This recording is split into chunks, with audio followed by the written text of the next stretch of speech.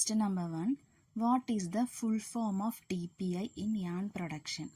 അതായത് TPI എന്നതുകൊണ്ട് അർത്ഥമാക്കുന്നത് എന്ത് എന്നാണ് ചോദിച്ചിട്ടുള്ളത്. TPI എന്ന് വെച്ചാൽ ട്വിസ്റ്റ് പെർ ഇഞ്ച്, അതായത് ഒരു നൂലിന് എത്ര ട്വിസ്റ്റ് ഉണ്ടെന്ന് അളക്കുന്നു. അതുകൂടാതെ ഒരു ഇഞ്ച് നൂലിലെ ട്വിസ്റ്റുകളുടെ എണ്ണവും കണക്കാക്കാം. ഇനി എന്താണ് ട്വിസ്റ്റ് എന്ന് നോക്കാം. അതായത് spiral arrangement of the fibres around the axis of the yarn. ഒരു യാണിൻ്റെ അച്ചുതണ്ടിന് ചുറ്റും ഫൈബേഴ്സിനെ സ്പൈറൽ രീതിയിൽ അറേഞ്ച്മെൻറ്റ് ചെയ്തിരിക്കുന്നതിനെയാണ് നമ്മൾ ട്വിസ്റ്റ് എന്ന് പറയുന്നത്.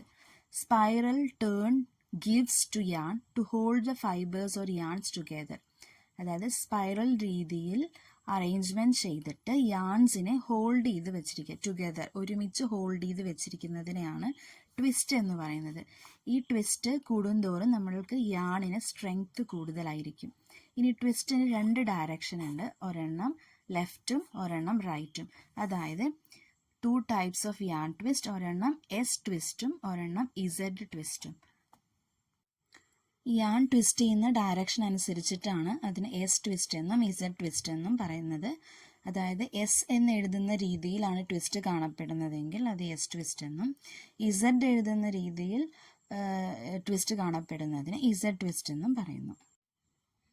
What is the name of the printing? ഈ ചിത്രത്തിൽ കാണുന്ന പ്രിൻറ്റിംഗ് ഏത് തരത്തിലുള്ളതാണ് എന്നാണ് ചോദിച്ചിട്ടുള്ളത്. ആൻസർ ബ്ലോക്ക് പ്രിൻറ്റിംഗ് ആണ്. ഇനി ബ്ലോക്ക് പ്രിൻറ്റിങ്ങിനെ ബേസ് ചെയ്തിട്ട് കുറച്ചും കൂടി ക്വസ്റ്റ്യൻസ് വരാൻ സാധ്യതയുണ്ട്. അതിനകത്ത് കുറച്ച് ക്വസ്റ്റ്യൻസ് നോക്കാം. What is the process of printing patterns by means of engraved wooden blocks? അതായത് കൊത്തുപണികളുള്ള തടിക്കട്ടകൾ ഉപയോഗിച്ച് പാറ്റേണുകൾ അച്ചടിക്കുന്ന പ്രക്രിയ ഏതാണ്? ഇനി അടുത്ത question, which is the most simplest and slowest method of textile printing? അതായത് ടെക്സ്റ്റൈൽ പ്രിൻറ്റിങ്ങിൻ്റെ ഏറ്റവും ലളിതവും വേഗത കുറഞ്ഞതുമായ രീതി ഏതാണ്? ഇനി അടുത്ത ചോദ്യം, which is the ancient art of transferring designs from wooden block on to a fabric or paper by dipped it in dye and colours? അതായത് തടി കൊണ്ടുള്ള ബ്ലോക്കിൽ നിന്ന് ഡിസൈനുകൾ ചായത്തിലും നിറങ്ങളിലും മുക്കി തുണിയിലോ പേപ്പറിലോ മാറ്റുന്ന പുരാതന കല ഏതാണ്? ഇനി അടുത്ത ചോദ്യം, which is the printing technique of pressing and stamping fabric with carved wood blocks filled with colour? അതായത് നിറം നിറച്ച കൊത്തുപണികളുള്ള തടിക്കട്ടകൾ ഉപയോഗിച്ച് തുണി അമർത്തി സ്റ്റാമ്പ് ചെയ്യുന്ന പ്രിൻറ്റിംഗ് സാങ്കേതികത രീതി ഏതാണ്? ഈ രീതിയിലെല്ലാം ബ്ലോക്ക് പ്രിൻറ്റിങ്ങിനെ ബേസ് ചെയ്ത് ക്വസ്റ്റ്യൻസ് വരാം. അടുത്ത ചോദ്യം, what is the 2 main classification of fibre? ഫൈബറിൻ്റെ 2 വർഗീകരണങ്ങൾ ഏതെല്ലാം എന്നാണ് ചോദിച്ചിട്ടുള്ളത്. ആൻസേഴ്സ് ആണ് natural fibres and manmade fibres. Natural fibres എന്ന് വെച്ചാൽ പ്രകൃതിജന്യ നാരുകൾ അല്ലെങ്കിൽ പ്രകൃതിദത്ത നാരുകൾ. ഇനി മാൻമെയ്ഡ് ഫൈബേഴ്സ് എന്ന് പറഞ്ഞാൽ മനുഷ്യനിർമ്മിത നാരുകൾ.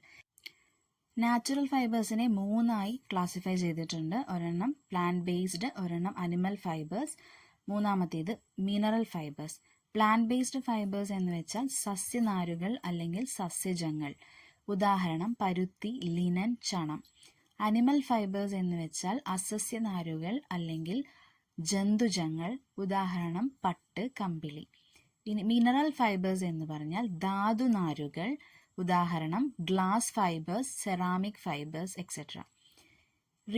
മാൻമെയ്ഡ് ഫൈബേഴ്സിനെ നമ്മൾ 2ആയിട്ടാണ് തരംതിരിച്ചിരിക്കുന്നത്. ഒന്നാമത്തേത് റീജനറേറ്റഡ് ഫൈബേഴ്സ് അഥവാ സെമി സിന്തറ്റിക് ഫൈബേഴ്സ് എന്ന് പറഞ്ഞാൽ മനുഷ്യനിർമ്മിത നാരുകൾ, ഉദാഹരണം viscose rayon, acetate rayon, cuprammonium rayon. ഇനി രണ്ടാമത്തെ ക്ലാസിഫിക്കേഷൻ സിന്തറ്റിക് ഫൈബേഴ്സ് ആണ്, എന്ന് വെച്ചാൽ കൃത്രിമ നാരുകൾ, ഉദാഹരണം നൈലോൺ, പോളിയസ്റ്റർ, അക്രിലിക്, സ്പാൻഡെക്സ് മുതലായവയാണ്. അടുത്ത ചോദ്യം, തയ്യൽ മെഷീൻ്റെ പ്രധാന ഭാഗങ്ങൾ ഏതെല്ലാം? ഒരു തയ്യൽ മെഷീൻ്റെ പ്രധാന ഭാഗങ്ങളെ 4ആയി തരംതിരിക്കാം. 1 ഹെഡ്, 2 ആം, 3 ബേസ്, 4 ട്രെഡിൽ. ഒന്നാമത്തെ ഹെഡ് എന്താണെന്ന് നോക്കാം. Complete sewing machine without cabinet or carry case. അതായത് ടേബിൾ ടോപ്പിൽ മെഷീൻ്റെ മേലെ, ടേബിളിൻ്റെ മേലെ കാണുന്ന കംപ്ലീറ്റ് ഭാഗത്തിനെയും ഹെഡ് എന്നാണ് പറയുന്നത്. ഇനി രണ്ടാമത്തെ ഭാഗം എന്താണെന്ന് നോക്കാം. ആം എന്ന് പറഞ്ഞാൽ the curve part of the head, ഹെഡിൻ്റെ കേർവ്ഡ് പാർട്ടാണ് ആം എന്ന് പറയുന്നത്. ഇവിടെയാണ് സൂചി പ്രവർത്തിക്കാൻ ആവശ്യമായിട്ടുള്ള കംപ്ലീറ്റ് മെക്കാനിസവും ഓപ്പറേറ്റ് നടക്കുന്നത്. ആമിൻ്റെ പ്രധാന ഭാഗങ്ങൾ spool pin, balance wheel, stop motion screw, bobbin winder rubber, അങ്ങനെ വരുന്ന ഭാഗങ്ങളാണ് ആമിൻ്റെ പ്രധാന ഭാഗങ്ങൾ. അതിനെക്കുറിച്ചുള്ള ഡീറ്റെയിൽ ആയിട്ടുള്ള വീഡിയോ, മെഷീൻ്റെ കൂടുതൽ പാർട്സിൻ്റെ ഡീറ്റെയിൽ ആയിട്ടുള്ള വീഡിയോ വൈകാതെ അപ്ലോഡ് ചെയ്യുന്നതായിരിക്കും. ഇനി മൂന്നാമത്തെ ഭാഗം ബേസിന് നമ്മൾ ബെഡ് എന്നും പറയുന്നു. അതുപോലെ തന്നെ ടേബിളിൻ്റെ മേലെ flat portion of the machine ആണ് ബെഡ്. ഇവിടെ അടങ്ങിയിട്ടുള്ളത് feed dog, slide plate, needle plate etcetera ആണ്.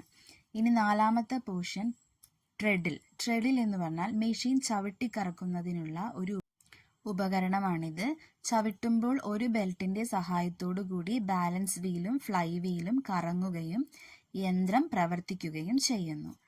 ഇതാണ് major parts of the sewing machine. ഇനി അടുത്ത ചോദ്യം, ബോബിൻ കേസ് ഉറപ്പിക്കുന്ന ഭാഗത്തിന് പറയുന്ന പേര്. ഉത്തരം ഷട്ടിൽ ആണ്. പിക്ചറിൽ വ്യക്തമായി പാർട്സ് മാർക്ക് ചെയ്തിട്ടുണ്ട്.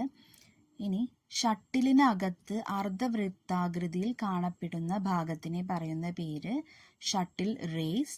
ഷട്ടിൽ റേസിനെ അതിൻ്റെ ശരിയായ സ്ഥാനത്ത് നിർത്തുന്ന അർദ്ധവൃത്താകൃതിയിൽ കാണപ്പെടുന്ന ഭാഗം ഷട്ടിൽ കാരിയർ.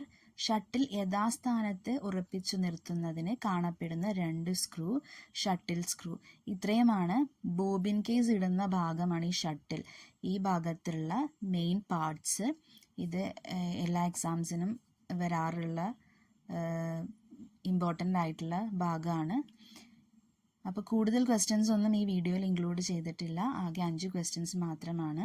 അതിനെ റിലേറ്റ് ചെയ്തിട്ടുള്ള കുറച്ച് പോയിന്റ്സും കൂടിയാണ് പറഞ്ഞിട്ടുള്ളത്.